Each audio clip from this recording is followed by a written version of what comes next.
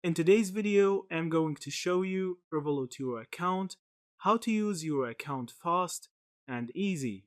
This is one of the easiest ways to manage your money in Europe, especially if you travel frequently, shop online with EU merchants, or get paid in euros.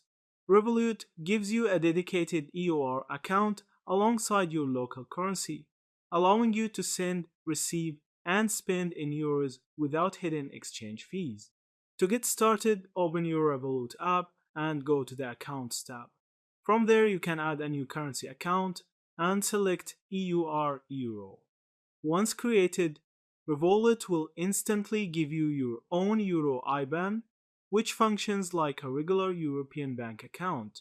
You can use this IBAN to receive payments directly in euros, whether it's from employers, clients, or other bank accounts. Incoming transfers in euro through SEPA, single euro payments area, are usually free and fast, making it just as convenient as using a traditional European bank. Once your euro account is active, you can use the funds for day-to-day payments, online shopping, or travel. When you pay with your Revolut card in the Eurozone, money will be deducted directly from your euro balance, which avoids costly currency conversion fees.